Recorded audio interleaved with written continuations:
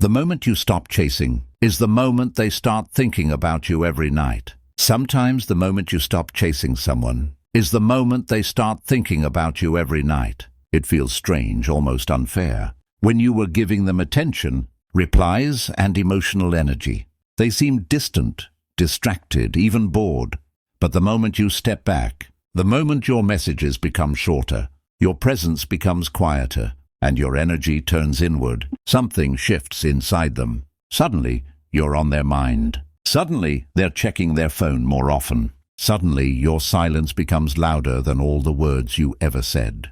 This isn't magic. It's psychology. Human beings are wired to notice absence more than presence. When something is always available, the brain adapts to it. It becomes normal, predictable, safe. But when that same presence starts to fade, the emotional brain goes into alert mode. It starts asking questions.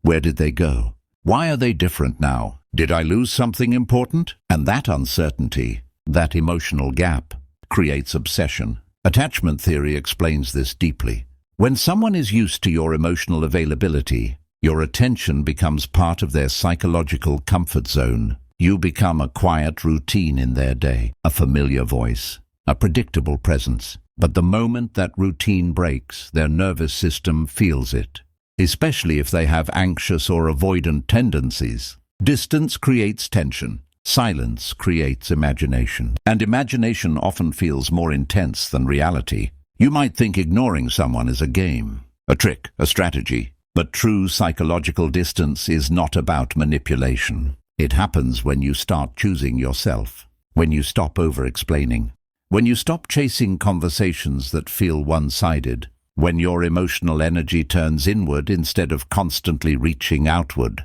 And that shift is powerful, not because it hurts them, but because it changes how they see you. People value what feels scarce, what feels uncertain, what feels like it could disappear. When you were always there, they didn't have to think about losing you. But once your presence becomes less predictable, their mind fills the silence with questions. And questions create emotional tension. That tension keeps you in their thoughts longer than any sweet message ever could.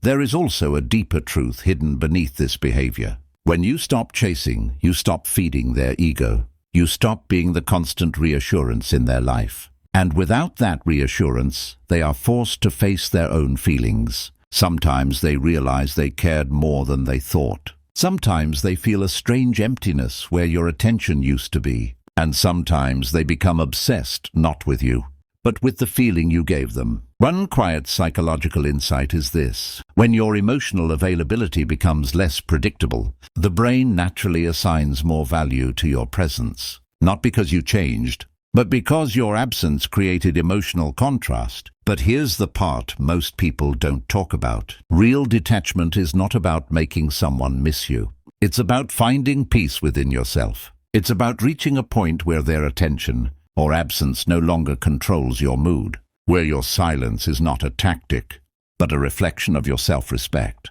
And in that silence, something strange happens. You start to feel lighter, calmer, more in control of your emotions. You stop checking your phone every few minutes.